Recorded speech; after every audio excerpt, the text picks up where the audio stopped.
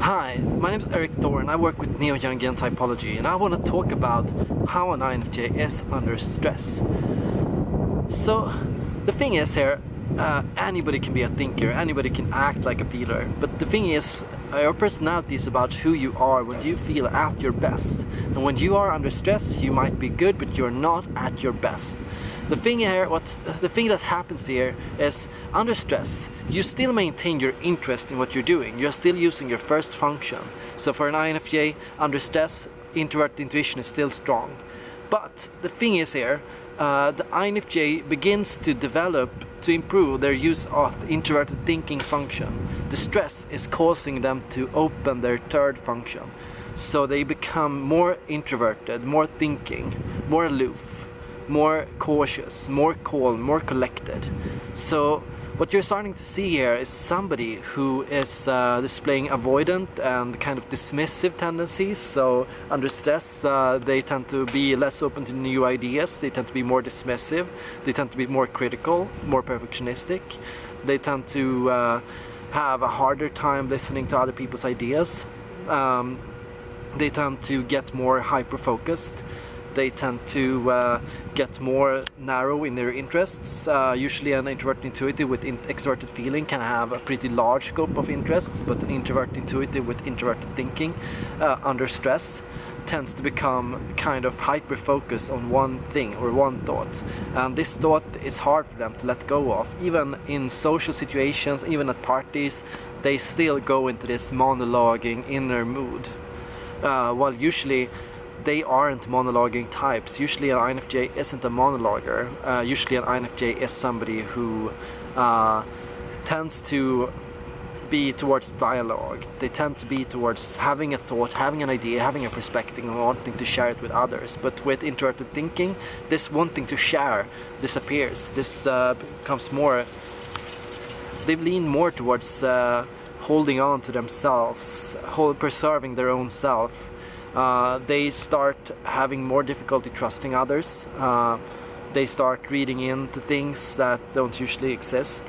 But they also become more work-oriented. They stress has a purpose. Like the purpose for stress for an INFJ is to get them into work mode, to get them into thinking mode, to get them into logic mode. Now, they don't do this as well as an INTP, for example. The thing is, a stressed INFJ is so different from a healthy INTP. Even though they use similar tendencies, similar functions, they use it so differently. So the INFJ under logic can be extremely logical, they can be extremely smart, like they can be highly capable of having amazing scientific ideas and taking forward scientific discoveries that are on a high level, super high level actually. On the level of Albert Einstein's theories, or like some person like Carl Jung, because they simply have this ability to go in depth, just like the INTP. However, the thing is, the INFJs always associate this with some kind of ambivalence. They realize how cold they are in this mode, and they don't like it. Like they don't want to be in this mode, and they often talk about how they feel twisted between this self and how they want to be. Like they want to be outgoing, they want to be engaged with other people, but they are stuck at their desk writing or working on something.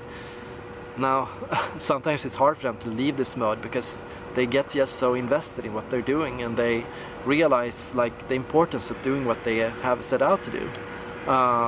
Maybe it can be a new theory or an idea that has simply possessed them, an idea that requires their complete focus and devotion. Now, what I think I want to recommend INFJs under stress to do is to go out in nature from time to time. Remember to take breaks.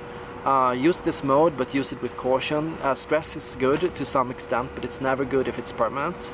So always schedule in breaks, always schedule in time to simply relax and to figure out what you want, and to look at art, listen to music, to make sure that you get your artistic expression out. Make sure that you get people to talk to so you don't become isolated, because this is a high problem for INFJs. They can become highly isolated, eccentric, erratic, and this is not good for them, it's not good for anybody. This can really distort their work, and it can really ruin them long term and their chance of success. So these are my thoughts.